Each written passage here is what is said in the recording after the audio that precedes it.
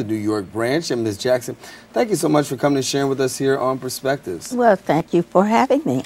As we said, July the 4th, we know we celebrate it as Independence Day, but it means a whole lot more in the history of African Americans. And 183 years ago, a different story. All right. Yes. It means much more in the state of New York.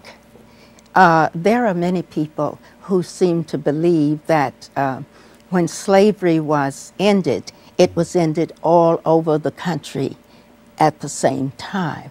But it wasn't. Different states ended slavery at different times. And in the state of New York, slavery was ended on July 4th, 1827. Now, there were many things that happened leading up to that point, and all the work that was done to end slavery in New York State was done, of course, through New York State legislators. It wasn't started with the legislators, but it was the legislators who passed the act to end slavery in New York in 1827. We know the name.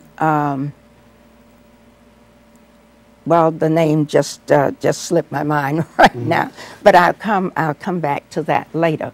But what I want us to know is that there were many abolitionists, and abolitionists were of not all of African American.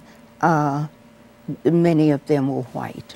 Talk to us about somebody who might be just watching a program, doesn't even know, what is an abolitionist? All right, an abolitionist is a person who is working to abolish slavery. In other words, to end it. Okay? And in New York, I'm sorry, I don't want to cut you off, but in New York, you did have abolitionists who were not just black, yes, but they were white, and they also assisted in trying to get this, this abolitionist movement moving. For many years, it wasn't a fast movement. They worked at it for many years. They didn't stop, of course. It built up as it went. Because, you see, it's one thing, now we do not have to prove that there were slaves in New York State, and that was a problem for many years. But now we've gone past that. We now know that there were many slaves in New York State. In fact, there, according to history, there were more slaves in New York State than in any state in the Union except South Carolina. However, when slavery started, there were no states. Okay? And so, slavery existed in 13 colonies. And in the 13 colonies. Slavery and New York. In New York. Was the capital, actually. Was the capital. That's right. That's right. Many things happened here in New York. I mean, slave trading, also shipbuilding. There was much going on in New York. And of course, New York wasn't built up into cities, and I'm talking now statewide. But the slaves actually put the foundation, even the streets in, New York State. But what I am talking about now is that all goes into proving that slavery did exist in New York. But we don't have to talk about that at this point because we passed that. We already know that. So now we can just go to step 2. Which is? Step 2. And that is a request for a New York State holiday in commemoration of the abolition of slavery in New York State. And we don't see any reason, when I say we, I'm talking about the Association for the Study of African American Life and History, we don't see an argument about that. And so you want to see a holiday on July the 4th? We want to see a holiday on July 4th. However, in the beginning, we talked about a holiday on July 4th because it was on July 4th that abolition took place in New York State. Now, we do know that there is a national holiday on July 4th. We knew that, and so did the legislators know that before abolition took place in New York.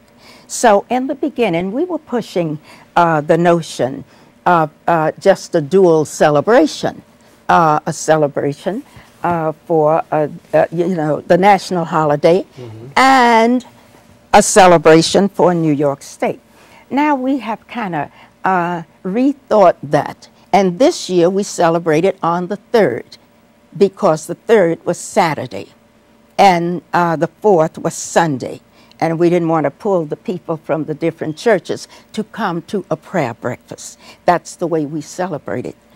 We celebrated with a prayer breakfast, but that, of course, was our 5th prayer breakfast that we've had. We started to celebrate Abolition Day in New York 7 years ago, and we have had a prayer breakfast for 5 years. Can you share with me a little bit about this? I've had some talks with some friends, and they had talked to me about, well, you know, I don't want to live down in the Wall Street area, and don't want to live in that area. It's too expensive and things. And a friend of ours we were in a dinner conversation. Says, well, you know, if you're a minority, Wall Street was the area that was actually built up by African American slaves. It was built by African American slaves, but it, slaves had to do whatever they were told to do. And let us think about the reason why they were built. You see, African American slaves were living in squalor. They were living terribly.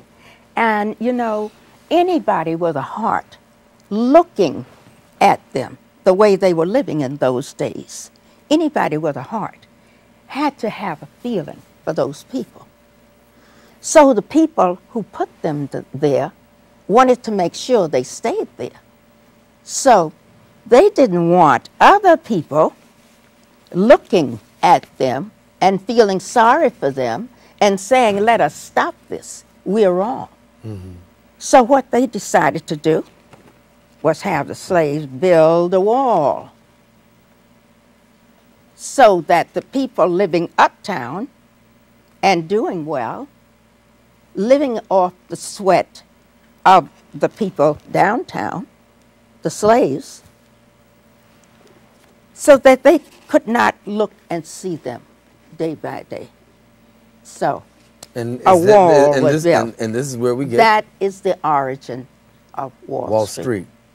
And so for many people, they think Wall Street was just a business place or this or that, but the origin of Wall Street... It was indeed a business place, but it wasn't the kind of business place it is today. It was indeed a business place. You see, African American slaves were property. They were the resources. They were natural resources just like any other natural resources because you didn't have to pay them. You used them. You sold them. You bought them. So, okay, we are still at this point talking about the condition of slavery.